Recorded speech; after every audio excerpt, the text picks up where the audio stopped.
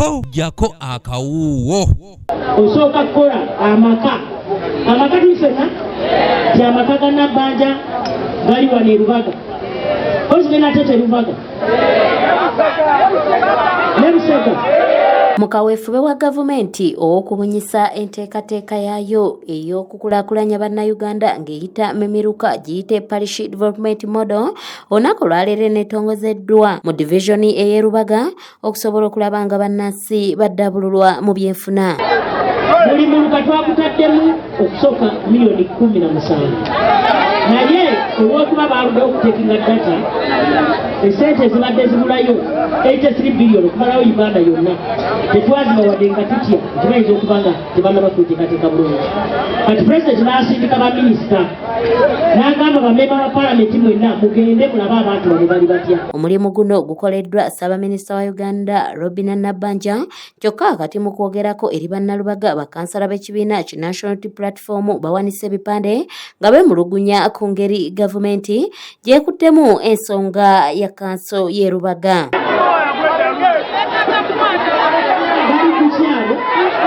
Ye njagala okusaba nti abantu abo bennyini Ssaabaminisita Nabbanja agamba nti ekigendererwa kyabwe kwe kuwa buli maka akakadde akawera kalamba okuddaabulula abo naddala abakolerera olubuto lwokka. Nga twalibadde twagala $17,000 ezibasooka ge maka 17. Ekyo tekibatiisa kubanga mu mwezi ogw'omusanvu okutuuka mu mwezi ogw'omukaaga omwaka ogutaddeko $1,000,000 ge maka 10. Amaka 10 kubanga ffe buli maka twagabaze kakadde. Temulaba abantu bano bogaati akozesa $3 leka ge tubatumuwa akozesa $3 olw'okuba talina. Ssaabaminisita agamba nti bakukwatawo bonna abaneenyigira mu kubulankanya ensimbi zino. Nze nabadde ndi eri Butambala nabadde ne Aisha mumumanyi Aisha Kabanda si wanuku nabadde n'ono omusajja bamuyitaani Kinvumbi ababadde mulaba timite mwabalabye bo si banuku kakati bino byakulaba abantu bwe bafunamu batya. Abantu ba bulijjo nabo baweereddwa omukisa okubuuza ebibuuzo ku nteekateeka eno era abasinga baanukuddwa. Tulina kulungamya ko esobole okukozesa ssente kubanga nnyinza okwanga mu ddaala eno naye we naabeera ku ssente ezo genda kubeera n'omululu.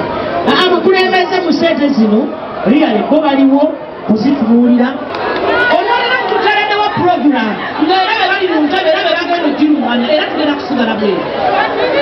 Ekyo bakyogedde dda ate be bakuleese wano singa tubale twagala be babagirunganya ate gwegomyeki. Nankulu wa Kampala Dorothy Kisaka avumidde nnyo ekyabannabyabufuzi abatakolagana na ludda lwa kikugu. Oba kanso yo yennyini ng'erimu okulwanagana ebintu ebijja kulemesa Parish Development Model.